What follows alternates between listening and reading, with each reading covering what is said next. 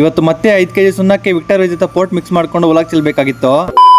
Sericulture 30 days challenge ನ ಇವತ್ತು day 4. ನಮಸ್ಕಾರ ಎಲ್ಲರಿಗೂ ಮತ್ತೊಂದು ವಿಡಿಯೋಗೆ ಸುಸ್ವಾಗತ. ಈ ಒಂದು ವಿಡಿಯೋನ ಕೊನೆ ತನಕ ನೋಡಿ. ಇವತ್ತು ಬೆಳಿಗ್ಗೆ ಎದ್ದು ತೋಟ ಕಡೆ ಹೋಗಿ ಸೊಪ್ಪೆಲ್ಲ ಕೊಯ್ಕೊಂಡು ಮತ್ತೆ ಹೊಲ ಮನೆ ಕಡೆ ಬರೋಷ್ಟೊತ್ತಿಗೆ ನಮ್ಮಪ್ಪ ಹೊಲ ಬದಲಾವಣೆ ಮಾಡಿದ್ರು. ಮತ್ತೆ ನಾನು 5 kg ಸುಣ್ಣಕ್ಕೆ ವಿಕ್ಟರ್ ವೇಜ್ ಪೋರ್ಟ್ ಮಿಕ್ಸ್ ಮಾಡ್ಕೊಂಡು ಮತ್ತೆ ಮುಖಕ್ಕೆಲ್ಲ ಬಟ್ಟೆ ಕಟ್ಕೊಂಡು ಹೊಲಗೆಲ್ಲ ಸುಣ್ಣ ಚೆಲ್ದೆ. ಅವಾಗ ಕೊಯ್ಕೊ ಬಂದಿರೋ ಸೊಪ್ಪನ ಬುಡ ಸೊಪ್ಪೆಲ್ಲ ಕಟ್ ಮಾಡ್ಕೊಂಡು ತಂದು ಹೊಲಗೆಲ್ಲ ಹಾಕಾದ್ಮೇಲೆ ಈ ರೀತಿ ಕಾಣಿಸ್ತಿತ್ತು. ಈ ಕೆಲಸ ಎಲ್ಲ ಮುಗಿಸ್ಕೊಂಡು ಮನೆ ಕಡೆ ಹೋಗಿ ಸ್ವಲ್ಪ ಮೇವು ತಿನ್ಕೊಂಡು ಪಾತ್ರದಲ್ಲಿ ಅರ್ಧ ಭಾಗ ನೀರು ತಗೊಂಡು ಈ ರೀತಿ ಮೈದಾ ಹಿಟ್ಟನ್ನ ಮಿಕ್ಸ್ ಮಾಡ್ಕೊಂಡೆ. ನೀರಲ್ಲಿ ಮಿಕ್ಸ್ ಮಾಡ್ಕೊಂಡಿರೋಂತ ಮೈದಾನ ಈ ರೀತಿ ಸ್ಟವ್ ಆನ್ ಮಾಡ್ಕೊಂಡು ಮೀಡಿಯಂ ಫ್ಲೇಮ್ ಅಲ್ಲಿ ಈ ರೀತಿ ಗಟ್ಟಿ ಬರೋ ಗಂಟ ಕಾಯಿಸ್ಕೊಂಡಿರೋಂತ ಮೈದಾನ ಹೊಲ ಮನೆ ಹತ್ರ ತಗೋ ಬರೋಷ್ಟೊತ್ತಿಗೆ ಹೊಲ ಅಲ್ಲಲ್ಲಿ ಸೊಪ್ಪು ತಿಂದಾಕಿತ್ತು. ಅಲ್ಲಲ್ಲಿ ಹುಳ ಸೊಪ್ಪು ತಿಂದಾಕಿರೋ ಜಾಗದಲ್ಲಿ ಮತ್ತೆ ಸೊಪ್ಪನ್ನ ತಂದು ಹಾಕ್ಬೇಕಾಗಿತ್ತು. ನೀವೇನಾದ್ರೂ ಈ ರೀತಿ ತಿಂದಾಕಿರೋ ಜಾಗದಲ್ಲಿ ಸೊಪ್ಪನ್ನ ಹಾಕೊಂಡ್ರೆ ಹುಳ ಎಲ್ಲ ಒಂದೇ ಸರಿ ಸಮಾನವಾಗಿರುತ್ತೆ. ಮತ್ತೆ ಜರಕ್ ಹೋಗೋ ಟೈಮಲ್ಲಿ ಒಂದೇ ಸರಿ ಸಮಾನವಾಗಿ ಜರಕ್ ಹೋಗುತ್ತೆ ಹುಳ ಎಲ್ಲ.